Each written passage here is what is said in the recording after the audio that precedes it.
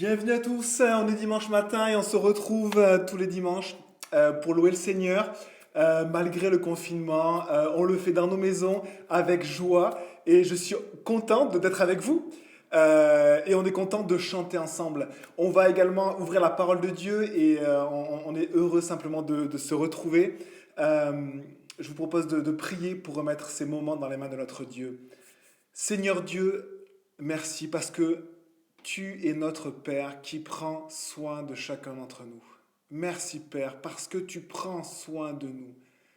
Même mieux qu'un petit oiseau nous dit ta parole. Tu connais le nombre des cheveux qui sont sur notre tête. Tu connais chacun de nos jours. Et tu es dans nos vies, tu t'intéresses à nos vies et tu prends soin de nous. On te remet ces moments de louange et on te remet ces moments également d'adoration à de nous à être devant toi pour te louer et te présenter juste nos mains, nos cœurs. Et on te demande aussi, Seigneur, d'ouvrir ta parole devant nous, à chacun et moi le premier, pour nous enseigner par ta parole. Merci Seigneur, merci Père, sois adoré et sois loué ce matin. Amen.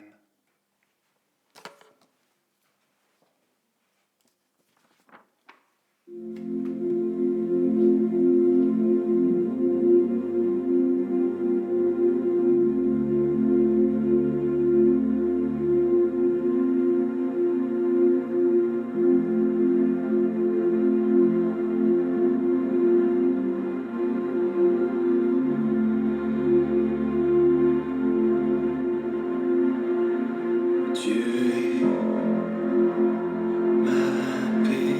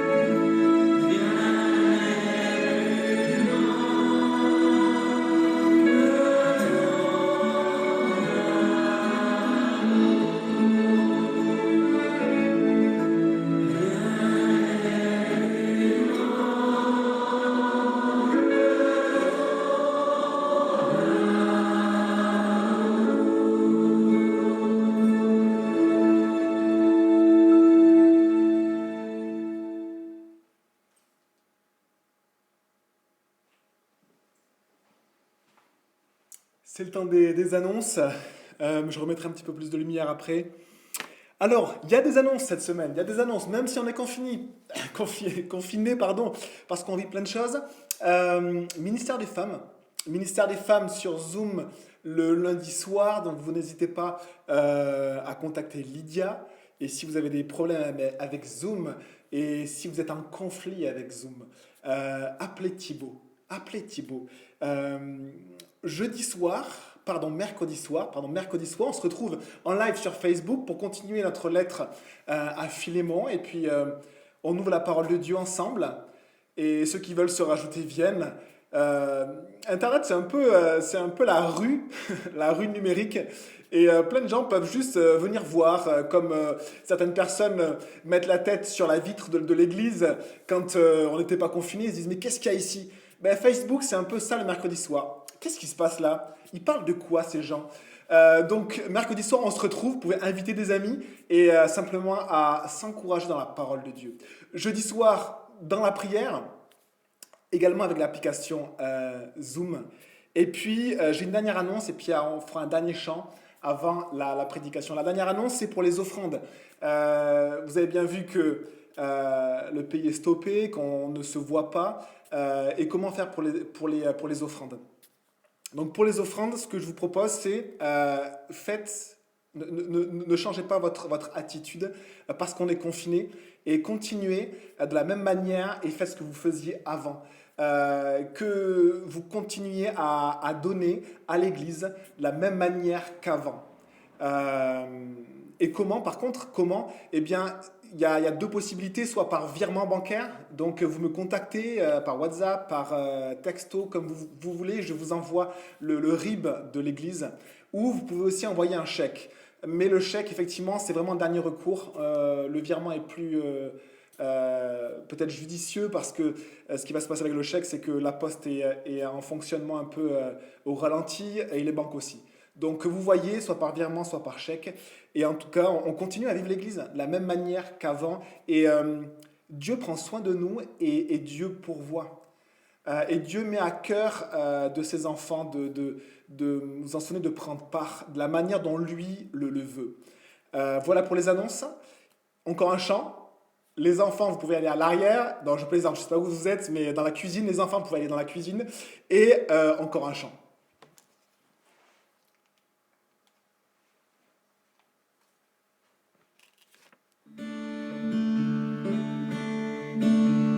Quel sauveur merveilleux je possède. Il s'est sacrifié pour moi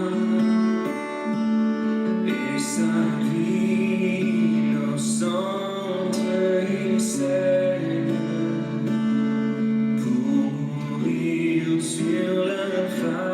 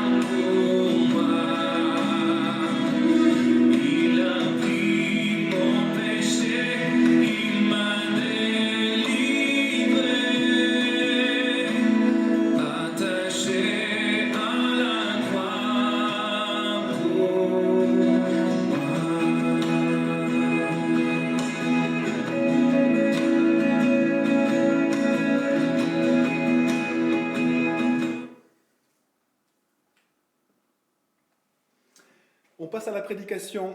Donc vous pouvez prendre vos Bibles et on va s'encourager dans la parole de Dieu. Alors, je dis s'encourager, la parole de Dieu est encourageante, mais parfois elle est surprenante. Est-ce que vous réalisez, les amis, que Dieu a choisi que pendant cette période de confinement, cette période de coronavirus, on tombe dans Matthieu, dans toute la partie de la passion de Jésus, la passion du Christ, du jugement à la crucifixion. Et c'est ce que Dieu a prévu pour nous.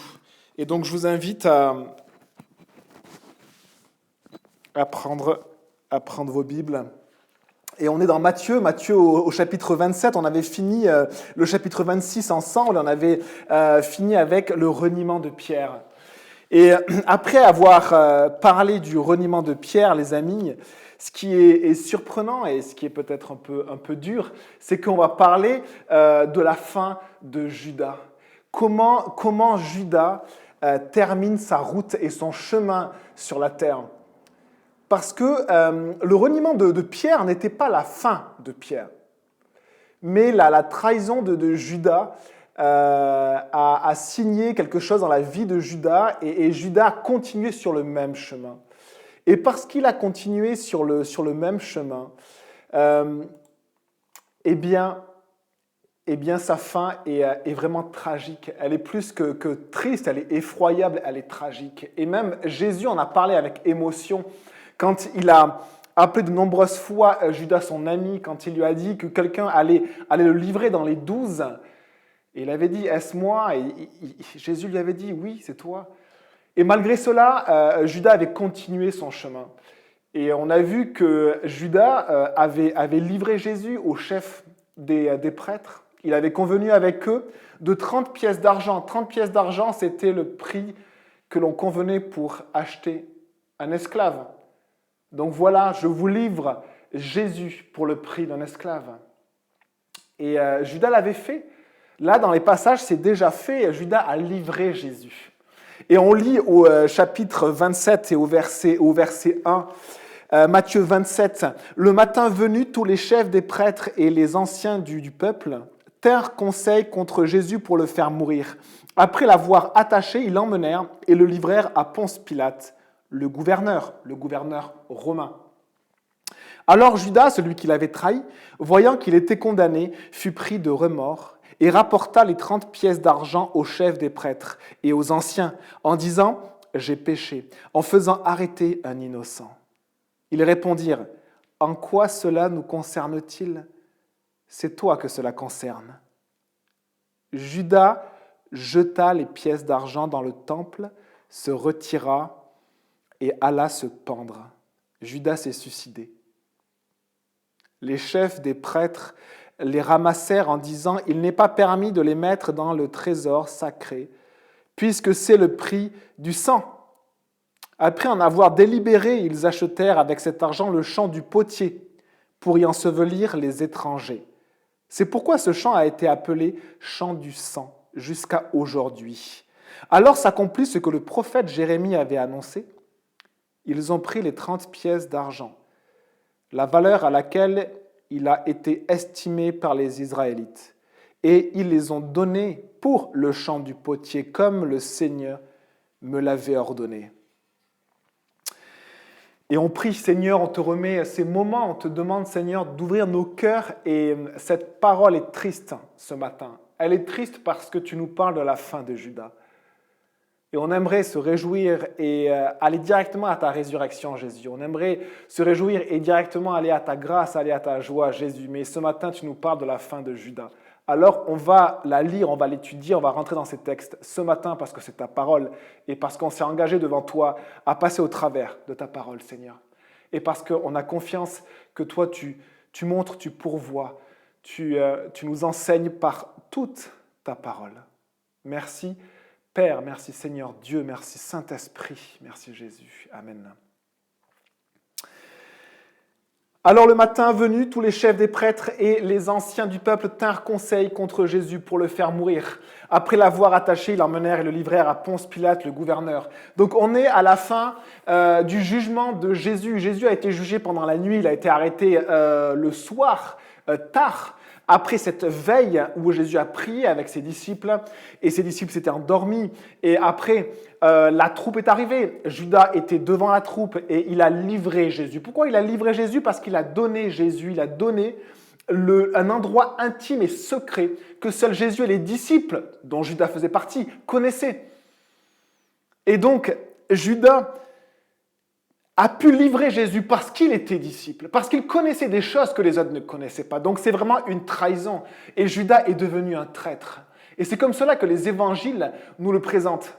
Les évangiles n'appellent pas toujours Judas le traître, mais la première fois qu'ils le mentionnent, dans tous les évangiles, Matthieu, Marc, Luc, Jean, ils signalent simplement qu'il y avait Jude, fils de Jacques ou Simon, je ne sais plus, et il y avait un tel, fils de un tel, et il y avait Judas, l'Iscariote, celui qui le livra, celui qui devint traître, celui qui livra Jésus. Et il le mentionne quand il mentionne pour la première fois Judas. Voilà, c'était un disciple, mais voilà là où il a été rendu.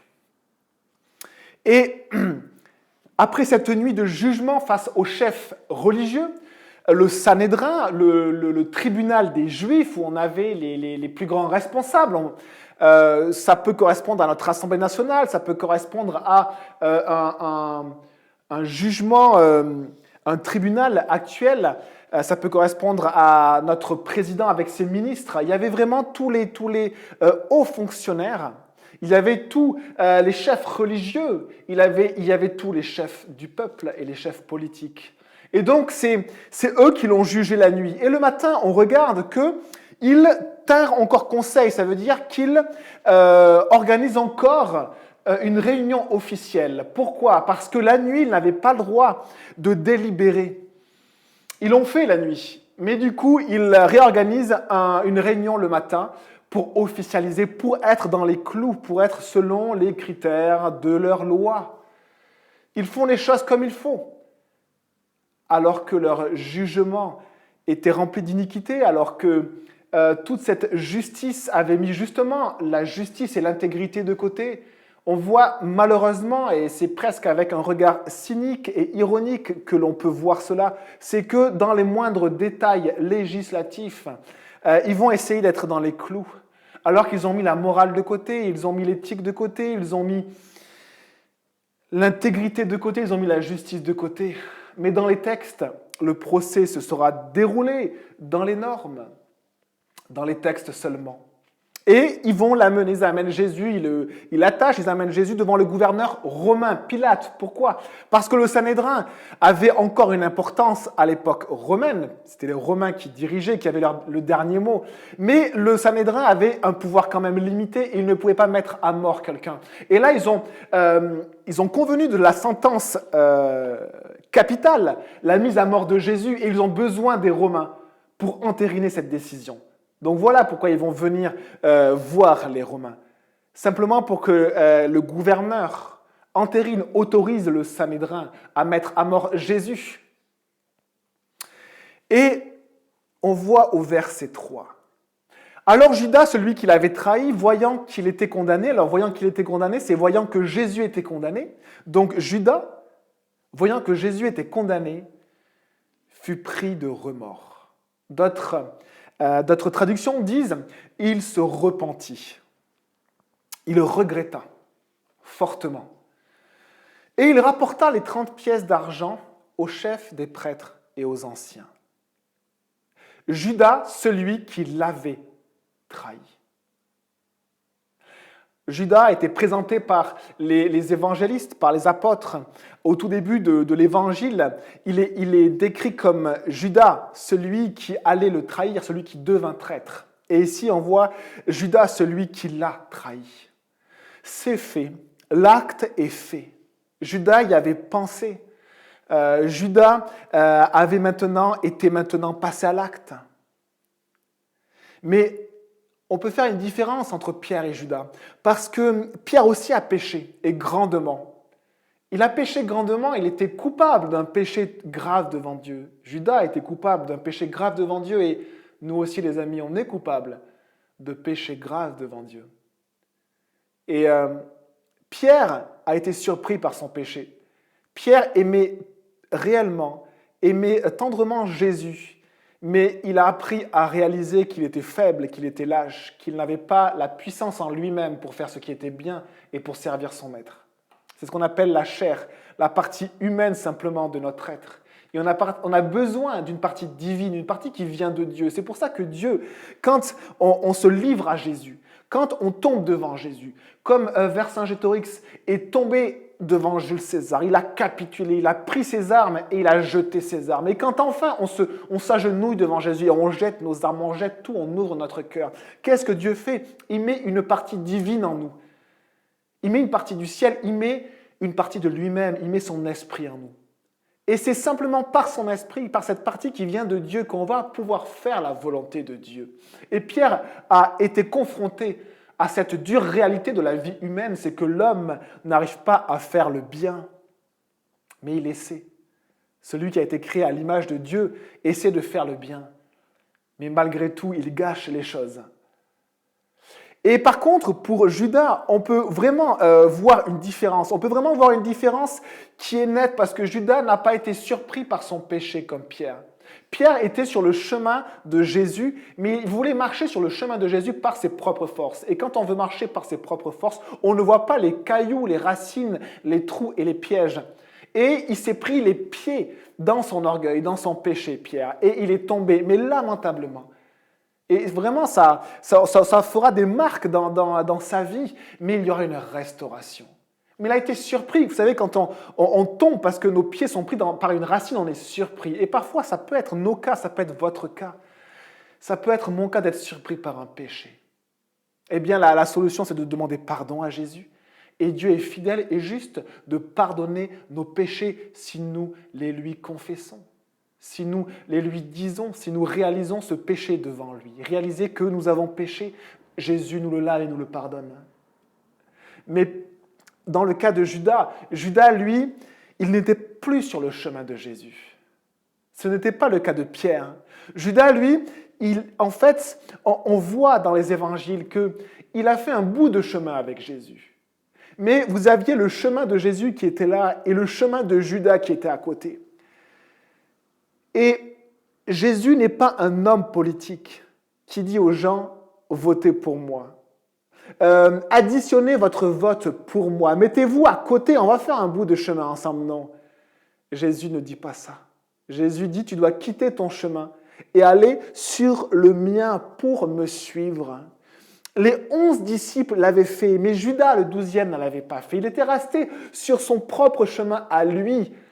Et il avait fait un bout de chemin avec Jésus. Mais vous savez, même si Jésus vous touche, même si Jésus vous intéresse, et même si vous voyez en Jésus quelqu'un de particulier, si vous restez sur votre propre chemin, et si vous n'acceptez pas d'aller sur le chemin de Jésus, un moment ou un autre, le chemin de notre propre volonté s'éloigne inexorablement de Dieu. Et la fin de ce chemin est tellement éloignée de la fin du chemin de Jésus. Le chemin que Jésus nous propose, que Dieu nous propose. La fin est tellement éloignée. Alors Judas était resté sur son chemin, même s'il avait fait un bout de chemin avec Jésus. Et il s'était éloigné. Le chemin de Judas, à un moment donné, inexorablement, s'était bien éloigné. Et ce n'était pas le même. À un moment donné, on réalise que le chemin de Judas n'était tellement pas celui de Jésus. Celui qui est mort pour nos péchés. Et on peut voir dans ce monde peut-être des personnes qui nous font croire que des chemins sont comme le chemin de Jésus. Mais c'est très simple pour savoir si les chemins de la philosophie, de la méditation, de la religion, ou de plusieurs religions, ou de ce que vous voulez, sont vraiment le chemin de Jésus. Et est-ce que ce chemin-là, dans ce chemin-là, il y a toute la parole de Jésus et rien d'autre? Et est-ce que dans ce chemin-là qu'on vous propose, et on dit oui, c'est comme le chemin de Jésus, est-ce que Jésus est le seul qu'on est en train de suivre? Jésus seul, le Fils de Dieu mort et ressuscité. Et s'il y a autre chose, si on a ajouté autre chose que ce que dit Jésus, que ce que dit la Bible et la parole de Dieu, ce n'est pas le chemin de Jésus. Ce n'est pas le chemin de Jésus. Et alors Judas n'avait pas accepté de changer de chemin. Et il avait suivi son propre chemin. Et on voit qu'à ce moment-là, Judas voit Jésus, après cette nuit de jugement, il le voit et il réalise qu'il est condamné à mort. Il réalise que, oui, sa trahison et le jugement de Jésus a des conséquences claires, nettes et définitives pour Jésus. Jésus va être mis à mort.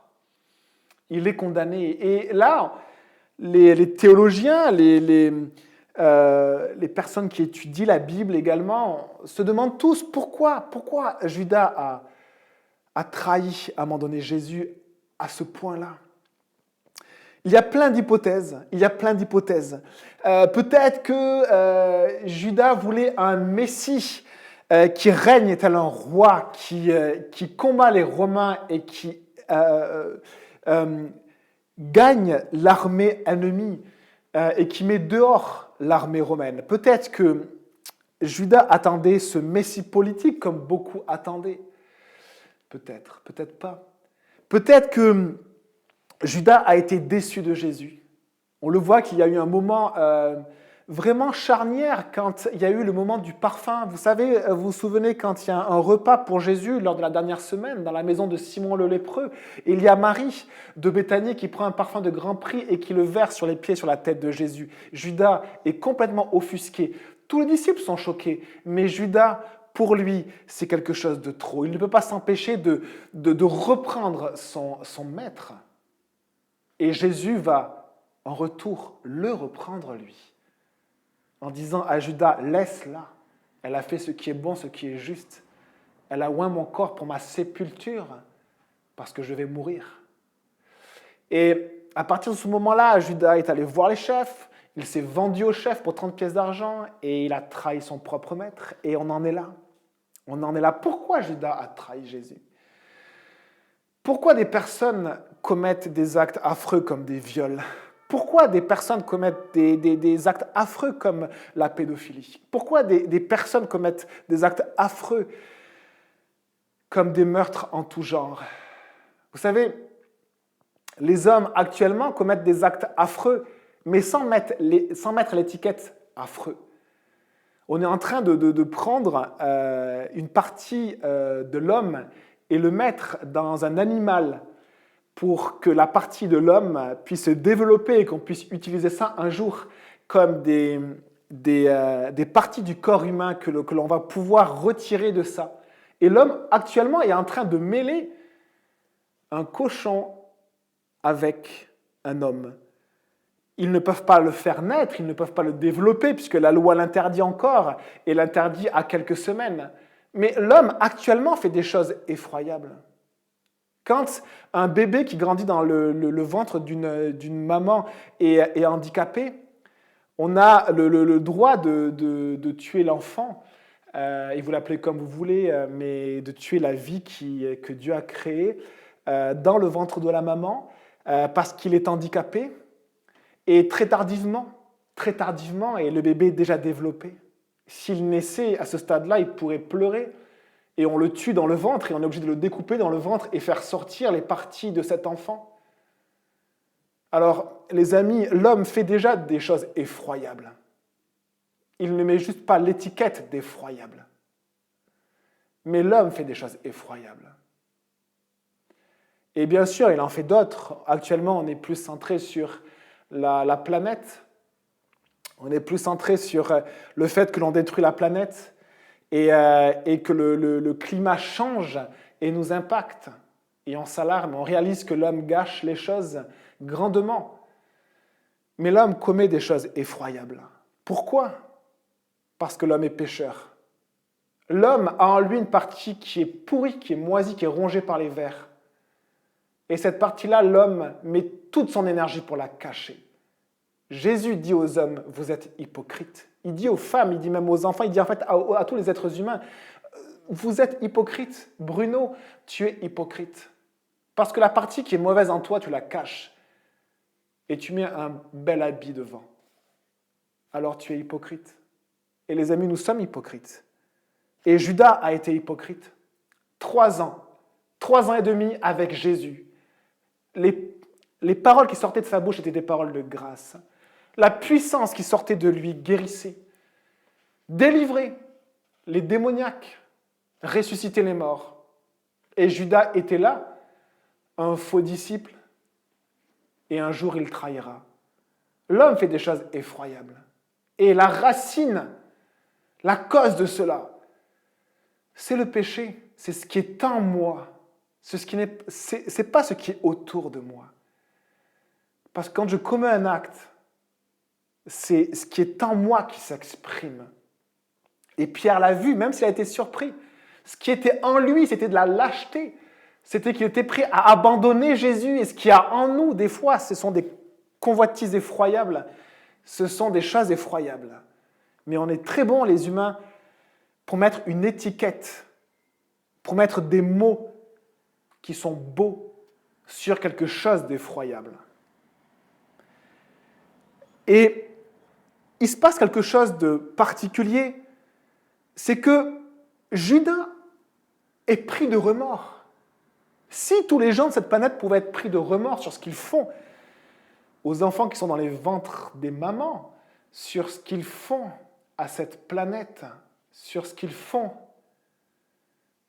en manipulant le génome humain et le génome animal et en le mêlant, et tellement d'autres choses, les amis, tellement d'autres choses. Si les hommes de ce monde pouvaient être comme Judas, regretter. Mais vous savez, actuellement, on est en train de regretter parce que Dieu est en train de nous éprouver.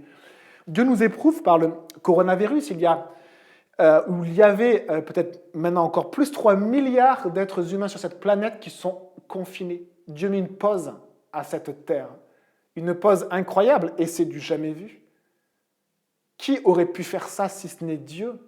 Dieu l'a fait, Dieu a la puissance de mettre pause à 3 milliards d'êtres humains et s'il le désire, à 7,7 milliards d'êtres humains.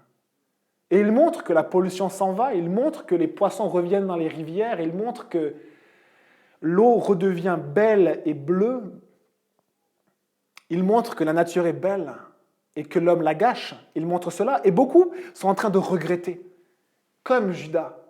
Et on va voir dans ces passages que regretter, être pris de remords, même fortement, Judas a ressenti un remords, vraiment a regretté, a ressenti ses émotions fortement. Mais la fin de Judas a quand même été tragique et effroyable. Et on va voir qu'il manque quelque chose. Alors, quel est ce mot « fut pris de remords » ? Quel est ce mot ? Eh bien, ce mot, c'est métamélomai. C'est le mot grec que je vous cite. Et ce mot peut être traduit par se repentir ou par regretter. Dans certaines traductions, c'est se repentir. Il est utilisé 4 ou 5 fois dans le Nouveau Testament. Et il est utilisé pour parler de quelqu'un qui regrette ou pour quelqu'un qui se rétracte. C'est-à-dire, quand vous vous êtes engagé, quand vous allez dans une voie, vous voulez aller en arrière, revenir en arrière. Et c'est exactement ce que Judas veut faire. Il veut revenir en arrière, revenir avant le moment où il a livré Jésus. Il veut se rétracter, mais c'est trop tard.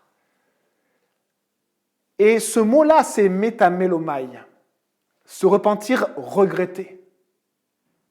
Et je pense qu'on a tous regretté, à part si on est des idiots, mais on a tous un jour, chrétiens ou non, regretté d'avoir fait quelque chose dans nos vies.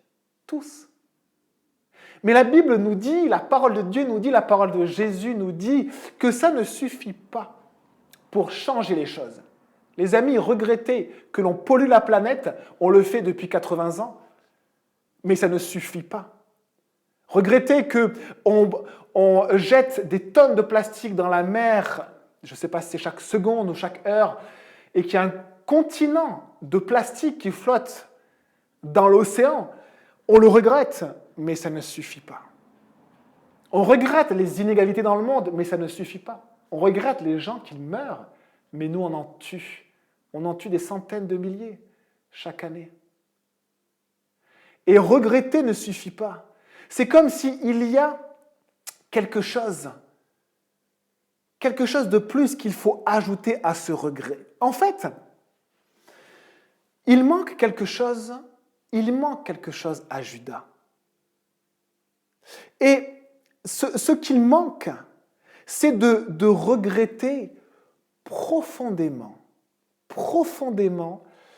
son acte et de vouloir changer. Il n'y a pas que regretter. Vous vous souvenez des deux chemins, le chemin de Jésus et mon propre chemin. Je vois ma vie parfois, je vois ce que j'ai commis, je vois mes manquements, je vois mes relations brisées avec mes enfants, avec mes parents, avec mes cousins, avec mes amis.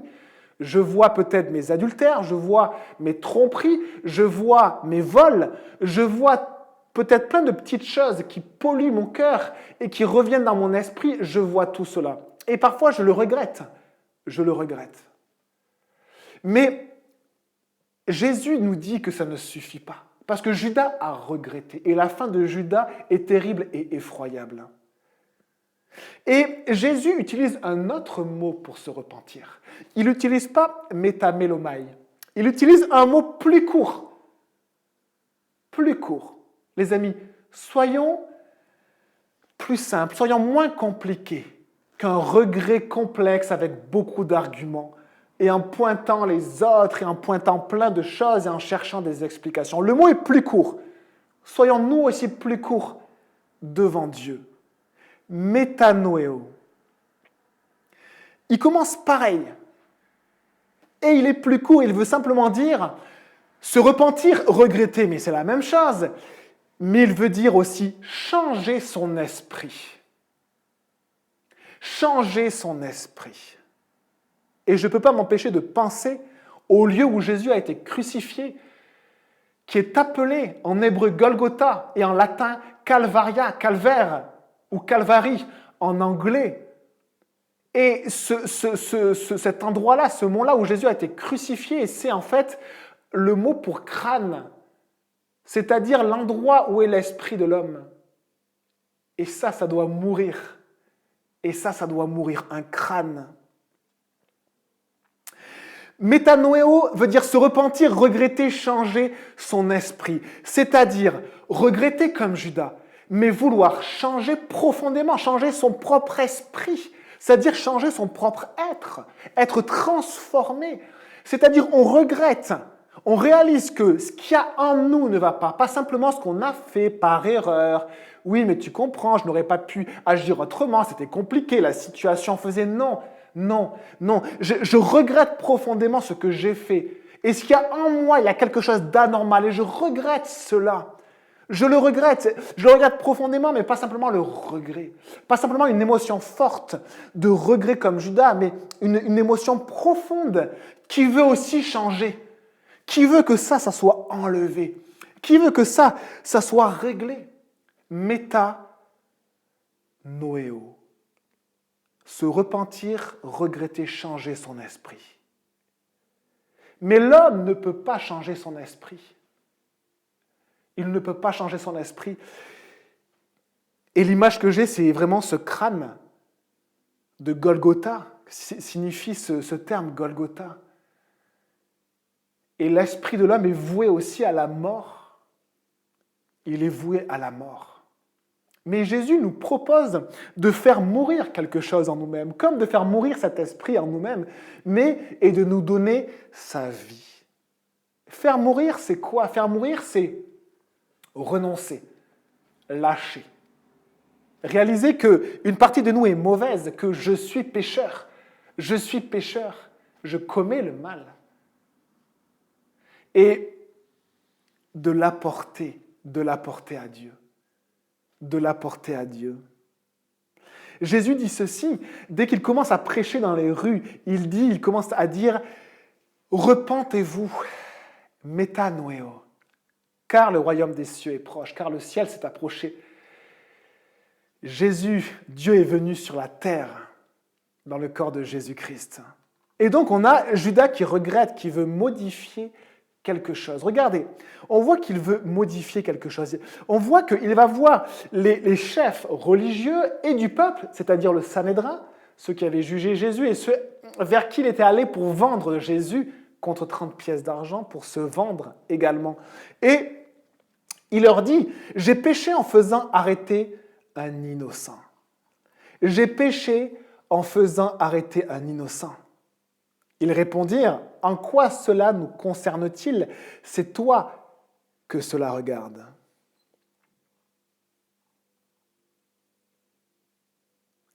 Et on va voir que Judas va essayer de modifier son chemin, métamélomai, c'est-à-dire de revenir en arrière, de se rétracter. Et regardez ce qu'il fait. Au verset 5, on voit Judas jeta les pièces d'argent dans le temple.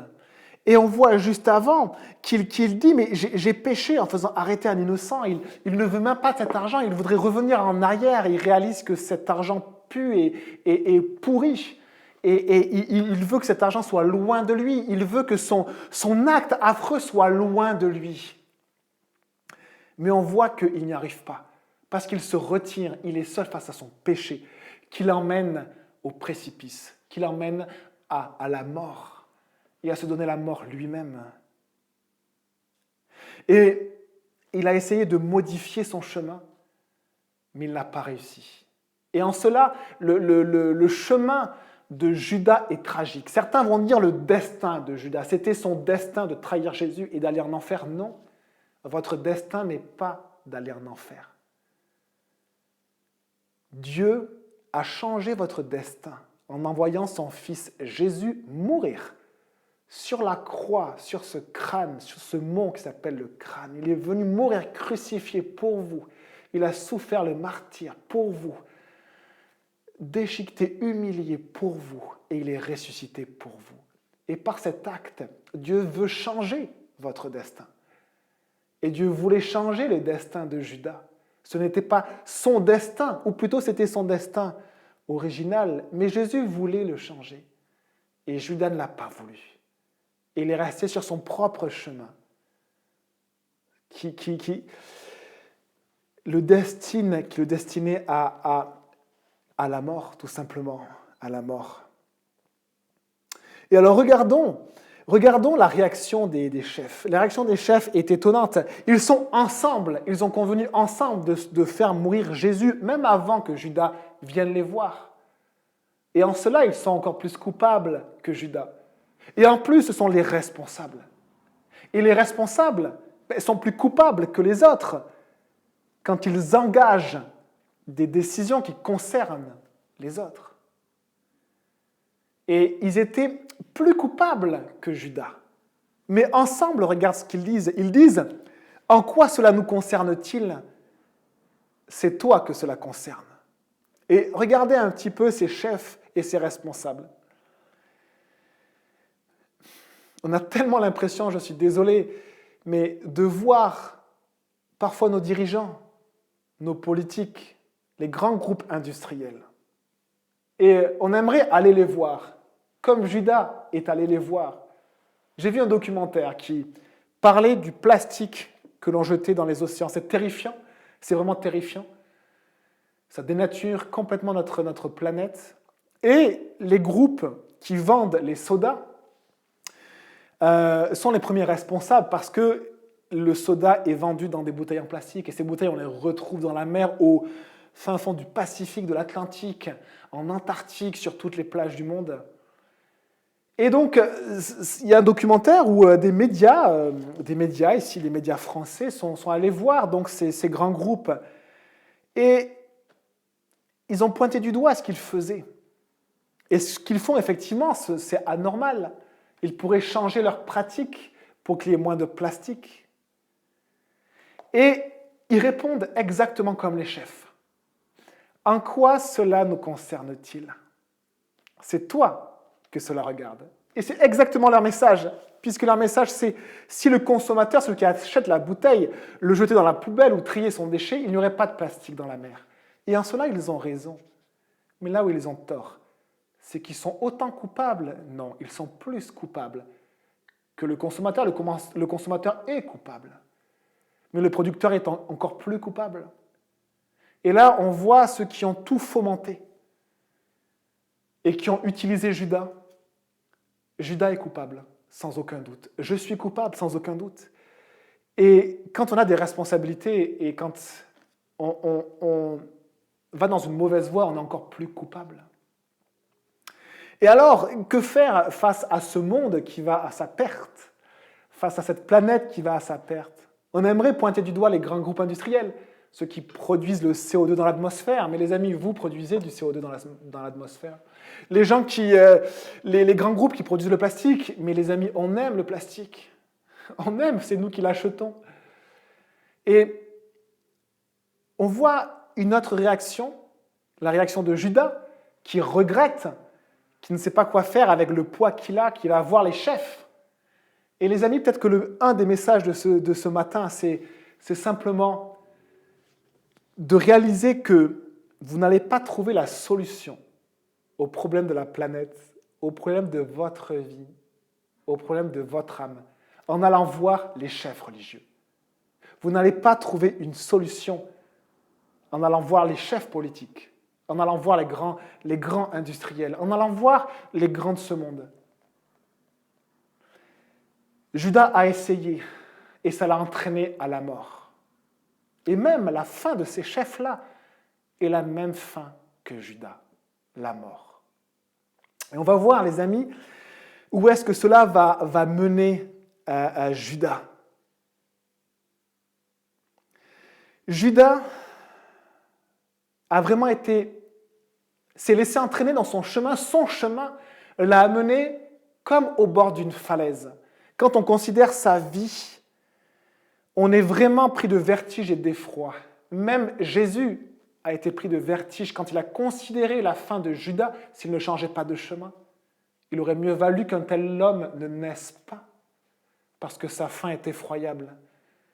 Il y a sa fin sur terre et il y a après également. Et ça aussi, c'est effroyable.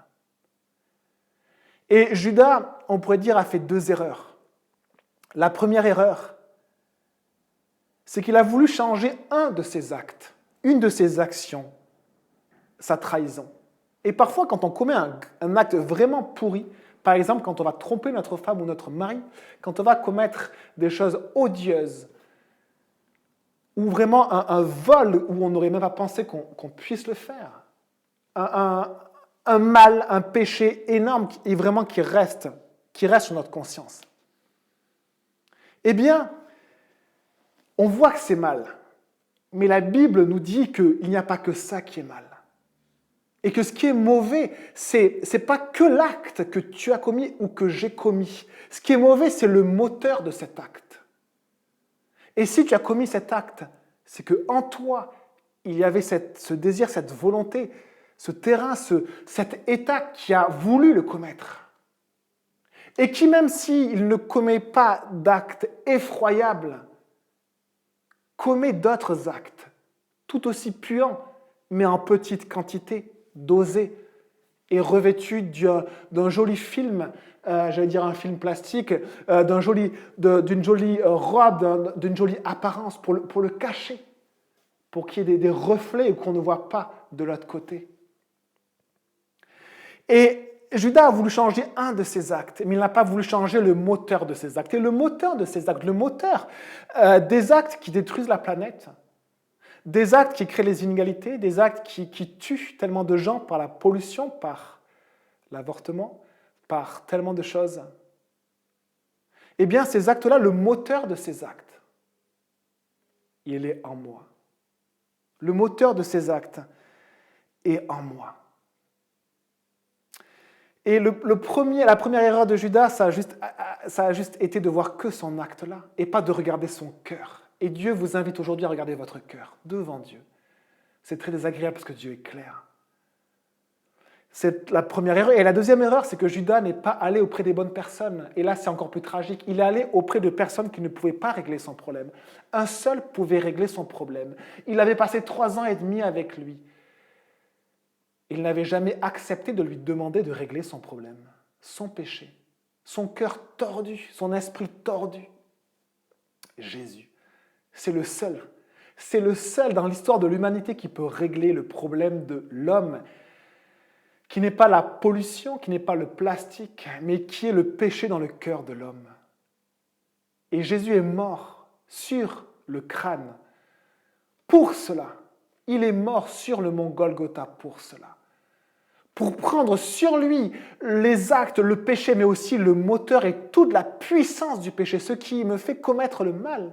Vous savez, même si Dieu effaçait vos péchés maintenant, mais juste s'il faisait que ça,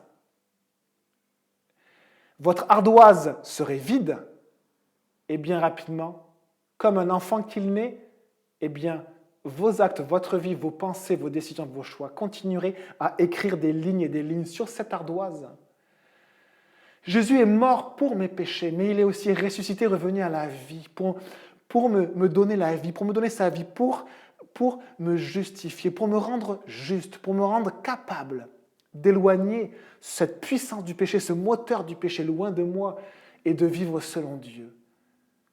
De vivre selon Dieu avec la puissance qui vient de Dieu, avec cette partie divine qui vient de Dieu et dont j'ai besoin pour faire le bien, pour plaire à Dieu, pour plaire à Dieu.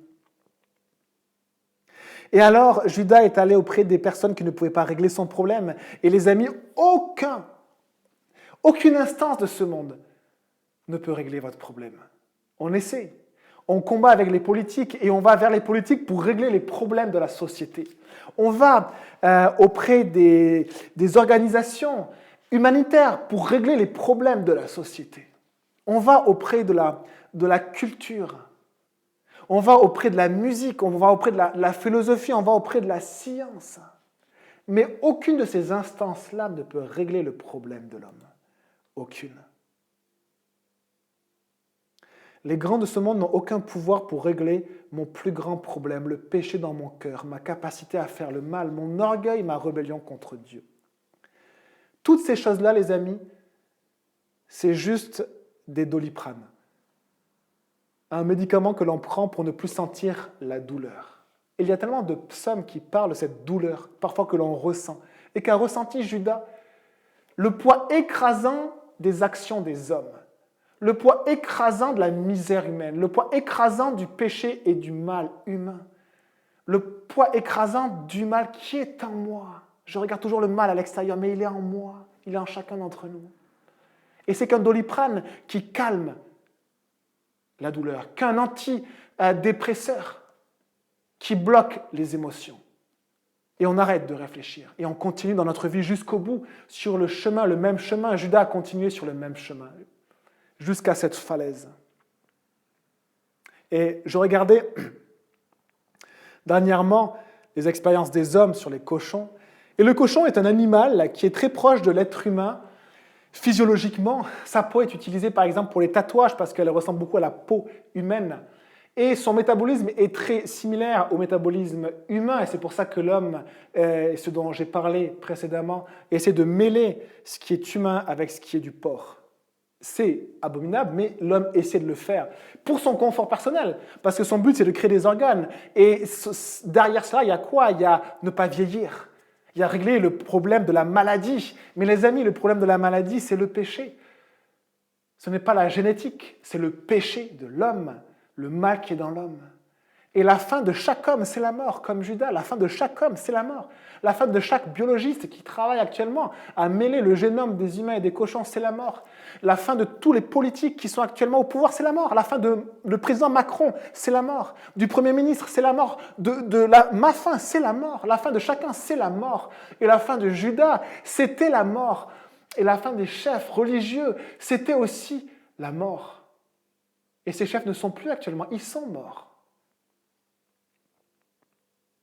Et je regardais un petit peu ces cochons qui sont des êtres, les porcs, qui sont des êtres assez fascinants parce qu'ils sont très intelligents. Et ils ressemblent beaucoup aux humains. On avait parlé dernièrement dans un autre enseignement des brebis, des moutons et des chèvres. Les chèvres ressemblent beaucoup à l'être humain.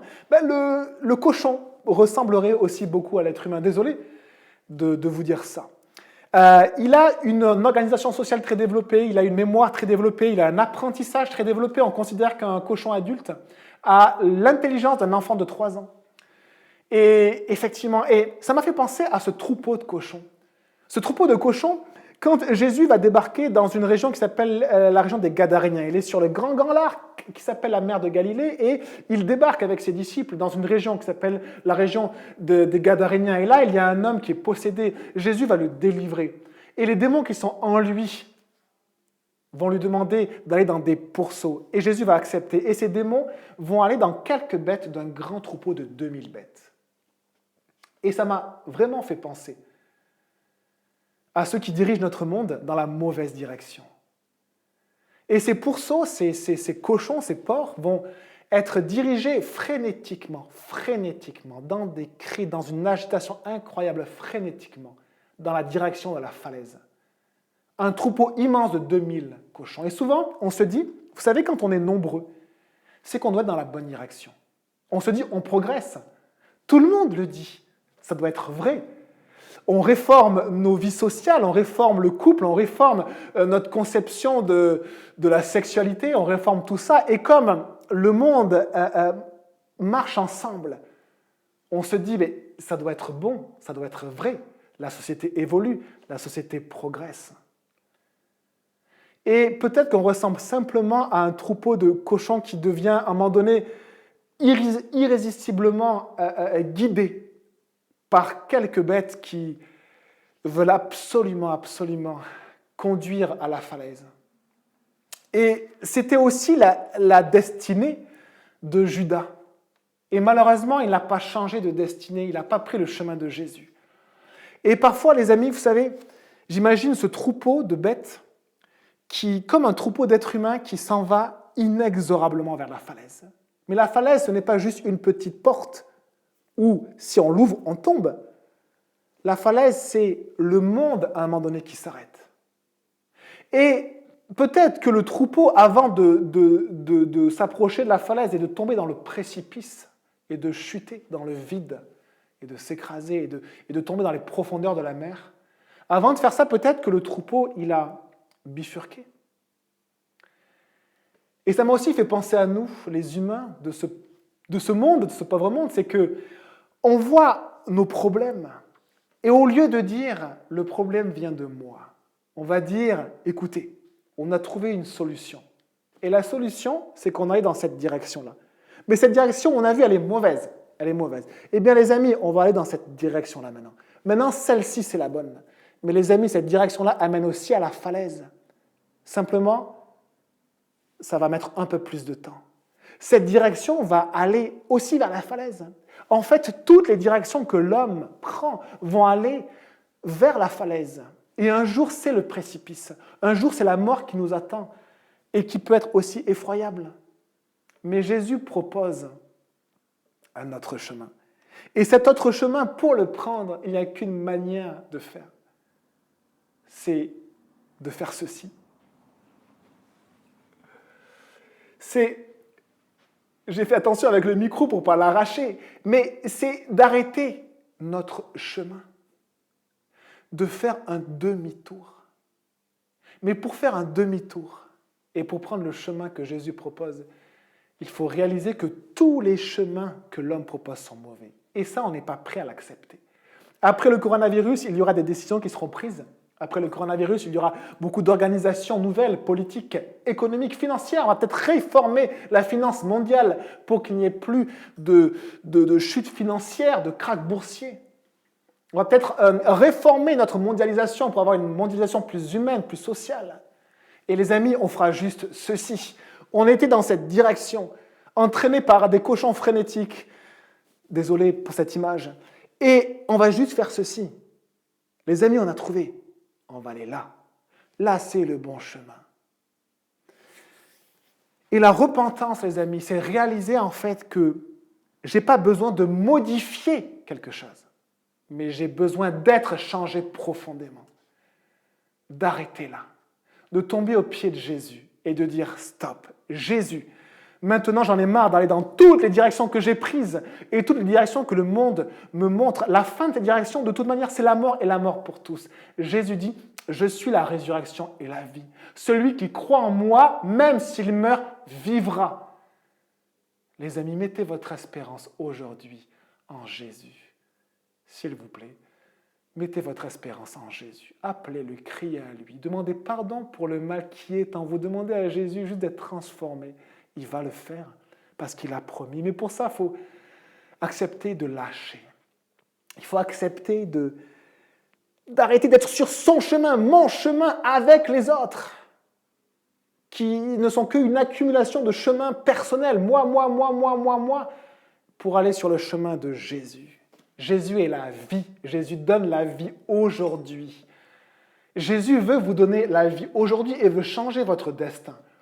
Est-ce que vous aimeriez que votre destin change et qu'au lieu que votre destin soit la mort, ça soit la vie? Appelez Jésus, criez à Jésus, il est mort pour vous. Demandez pardon pour vos péchés. Il est le sauveur du monde. Faites-le, les amis, s'il vous plaît. Et actuellement, je pense à tous ces hôpitaux dans lesquels il y a plein de malades qui affluent, à tous ces gens qui meurent aussi. Chaque jour, il y a des centaines de personnes qui meurent chaque jour dans nos hôpitaux ou dans leurs maisons en France et dans chaque pays du monde. Et on pense à eux et on supplie pour eux. Jésus est vivant. Si tu crois en lui, même si tu meurs, tu vivras. Même si tu meurs, tu vivras. Et alors on finit. Judas jeta les pièces d'argent dans le temple au verset 5, se retira et alla se pendre. Et regardez le verset 6. Les chefs des prêtres les ramassèrent en disant « Il n'est pas permis de les mettre dans le trésor sacré puisque c'est le prix du sang. » Sincèrement, il ne manque pas d'air. Sincèrement, il ne manque pas d'air. Et je pense qu'après le coronavirus, je pense que nos responsables ne manqueront pas d'air non plus. Je trouve ça génial. Ce sont les premiers responsables du jugement d'un innocent, de Jésus le juste. Il voit Judas, il lui dit « C'est ton problème, ce n'est pas notre problème. » Et là, il voit que ces 30 pièces d'argent dans le temple, qu'est-ce qu'on va en faire? Ils ne peuvent pas le mettre dans le trésor sacré, le trésor du temple, parce que la loi, les commandements leur interdit. Ils ont bafoué la justice de Dieu depuis le début. Mais ils vont faire ce qu'il convient. Et on est toujours dans ce rapport entre faire avec mes mains ce qu'il faut, mais mon cœur reste pourri. Et après en avoir délibéré, et ce mot-là aussi m'a presque fâché contre moi, contre nous, contre les hommes délibérés, nous délibérons. Nous allons délibérer, nous allons nous retrouver ensemble, des humains qui ont tous une partie pourrie entre eux, moi le premier, et on va voter. Et parce qu'on va prendre une décision ensemble, alors ce sera la bonne décision. Parce qu'on va marcher ensemble, comme ce troupeau de cochons qui étaient ensemble. Un cochon n'est pas allé à droite ou à gauche, tous ont suivi la même direction. Et on va s'entretenir pour choisir une direction commune. Et un jour, les amis, la Bible dit que le monde prendra une direction commune. Mais la Bible dit également que la fin, ça sera également la mort. Mais que l'homme sera sûr de faire ce qui est bon et de progresser, comme il est sûr actuellement de faire ce qui est bon dans toutes ses lois, dans tous ses choix, dans ses actions, dans sa vie, et de progresser. Alors, ils délibèrent, et voilà leur décision. Ils achètent, avec cet argent, verset 7, le champ du potier pour ensevelir les étrangers. Et je lis la suite. C'est pourquoi ce champ a été appelé champ du sang jusqu'à aujourd'hui, parce que Judas est mort sur ce champ. Alors s'accomplit ce que le prophète Jérémie avait annoncé. Ils ont pris les 30 pièces d'argent, la valeur à laquelle il a été estimé par les Israélites, et ils les ont données pour le champ du potier, comme le Seigneur me l'avait ordonné. Jérémie, c'est 600 ans avant Jésus-Christ. Et vous savez, ce champ du potier, il a une histoire bien triste. Ce champ du potier, acte 1, nous dit qu'il est appelé Akeldama. Et en fait, Akeldama, c'est le mot de langage de l'époque pour dire pas champ du potier, mais champ du sang. Pourquoi? Parce que Jérusalem tout entier va apprendre ce qui s'est passé pour Judas. Que celui qui était avec Jésus, en fait, est mort. Mais il n'est pas mort simplement de pendaison. Acte 1 nous décrit sa mort. En fait, il décrit qu'il a chuté de haut, qu'il s'est écrasé vers l'avant, que ses entrailles, que son ventre s'est ouvert, que ses entrailles se sont répandues. Et tout Jérusalem a été choqué d'entendre cela. Un homme qui meurt d'une façon aussi affreuse, humiliante, effroyable, éventré par terre. Et ce chant, Akeldama, chant du sang ou chant du potier, il est dans une vallée qui est appelée la vallée de Hinnom. Et cette vallée de Hinnom a une histoire bien tragique. La vallée de Hinnom, c'était sûrement simplement le nom de certaines personnes. Dans l'histoire, ça a été la vallée où on a adoré les faux dieux, où on a adoré des dieux qui désiraient du parfum et des enfants. Dans cette vallée-là, même les rois qui étaient contre Dieu, les rois d'Israël, ont allé sacrifier dans cette vallée-là, la vallée de Hinnom. Gé, c'est vallée Hinnom, c'est le nom de la vallée Gé Hinnom ou GN, ça a donné GN après. La vallée de Hinnom qui donna le mot GN. Et on adorait les faux dieux en leur faisant, en brûlant du parfum. Et c'est ce qu'on fait aujourd'hui, les amis. On brûle du parfum. La culture, la musique, la fête, on brûle du parfum et on tue des enfants. On brûle du parfum et on tue. Et cette vallée-là, Jérémie, 600 avant, la vallée de Hinnom, il va prophétiser dessus. Et il va dire que cette vallée deviendra une vallée de carnage, un charnier. Et ici, on voit qu'une partie de la prophétie est en train de se réaliser. C'est que dans cette vallée-là, eh bien, un chant du potier, va être appelé le chant du sang. Parce que Juda va être déchiqueté à cet endroit-là. On pense en fait que Juda a essayé de se pendre, puisque c'était une vallée en fait où sur les côtés il y avait des parois escarpées avec des petites terrasses. Et sur ces terrasses, il y avait des arbres. Et on pense que Juda a grimpé sur une ou une autre terrasse qui peut-être était à 5 mètres de hauteur, 8 mètres de hauteur, ça allait monter, je crois, jusqu'à 13 mètres. En tout cas, plusieurs mètres de hauteur. Il s'est pendu à un arbre et soit sa corde s'est rompue, soit l'arbre ou l'arbuste sur lequel il s'est pendu s'est arraché. Et il s'est écrasé de 8 mètres sur le sol et son ventre s'est ouvert.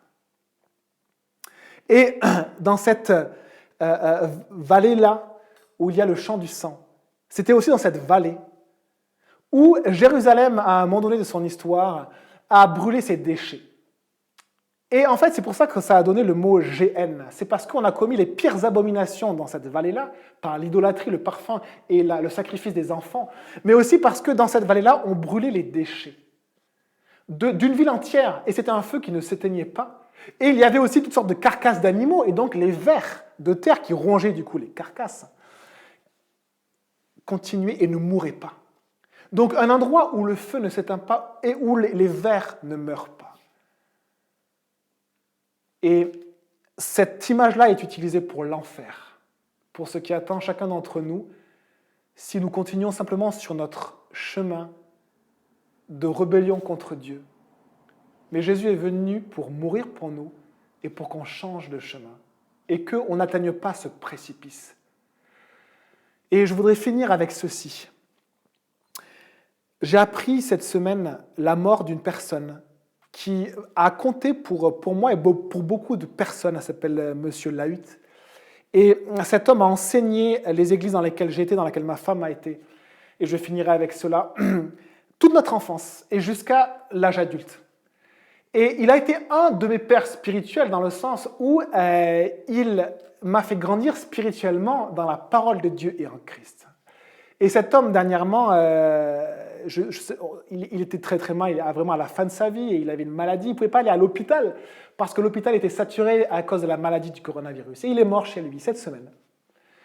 Cette semaine, jeudi matin, je crois. Et cet homme-là, la veille, avec tout son esprit grâce à Dieu, et il a lu le psaume 39. Et l'avant-veille, il continuait à servir Dieu. Et la veille, il a lu le psaume 39 et je voudrais le lire avec vous pour finir. Et j'espère que cela nous apportera simplement de l'humilité. En fait, le psaume 39, c'est quelqu'un qui regarde sa condition humaine devant Dieu. Et il est écrasé, comme peut-être Judas a été écrasé. Et je vous le lis, psaume 39, verset 2. C'est un psaume de David. Je disais, je veillerai sur ma conduite de peur de pécher en parole. Je mettrai un frein à mes lèvres tant que le méchant sera devant moi. Je suis resté muet dans le silence. Je me suis tu, quoique malheureux, et ma douleur était vive. Et devant ce qu'il est, devant ce qu'il voit autour de lui, David, devant les méchants, devant le péché, devant son propre péché à lui, et peut-être devant Dieu aussi, il veut s'approcher de Dieu dans cet état-là, et il n'a que le silence. Il ne peut pas parler, juste le silence. Verset 4, « Mon cœur brûlait au fond de moi, mes pensées étaient comme un feu brûlant, et la parole est venue sur ma langue. Éternel, fais-moi connaître quand finira ma vie.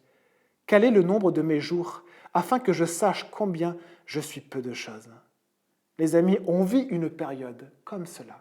Dieu nous permet cette période de coronavirus également pour nous arrêter dans le silence devant Dieu. On voit les méchants autour de nous, on voit le péché de l'homme autour de nous, la planète qui se détruit et plein de choses que l'on trouve hideux autour de nous. Et Dieu nous appelle à regarder maintenant en nous et d'avoir un face-à-face avec Dieu. « Voici, tu as donné à mes jours la largeur de la main, et ma vie est comme un rien devant toi. Oui, même vigoureux, l'homme n'est qu'un souffle. Oui, l'homme va et vient comme une ombre, il s'agite, mais c'est pour du vent.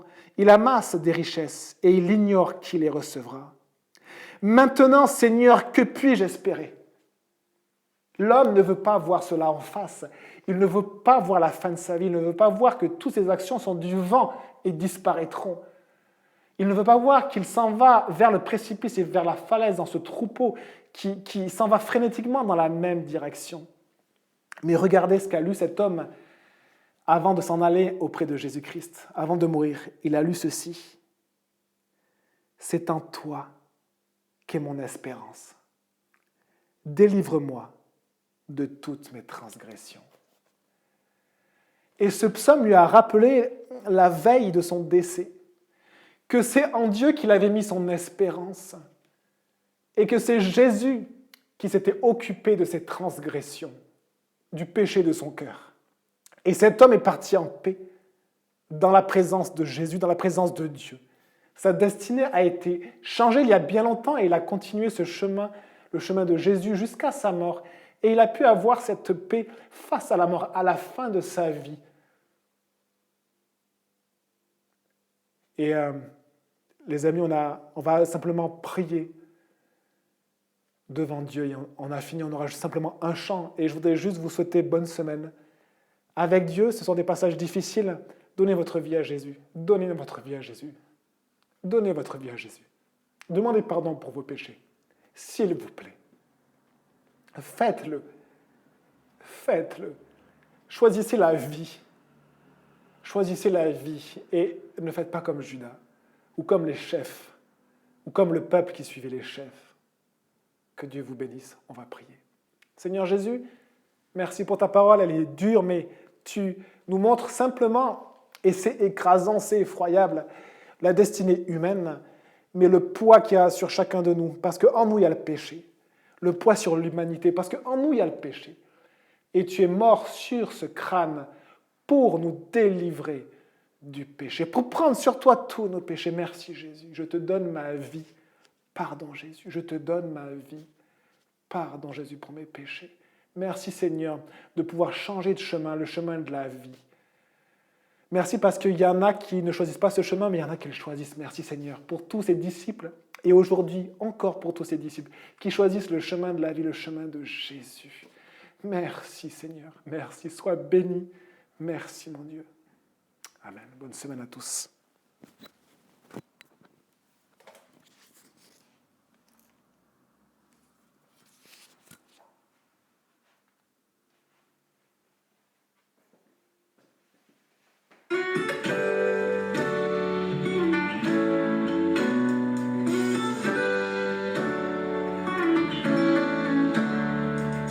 Une croix pour nous sauver, une voix pour nous guider, une foi en Jésus-Christ, une vie pour l'adorer, une main pour relever, un esprit pour consoler et conduire chaque matin notre pas derrière le sien. Des milliers de cherchés par-delà les frontières. ciel, il se laisse trouver à la croix du calvaire. Il est la source de vie, le Dieu qui pardonne, l'amour infini, le Dieu qui se donne. Il est la source de vie, le Dieu qui pardonne, l'amour infini, le Dieu qui se donne.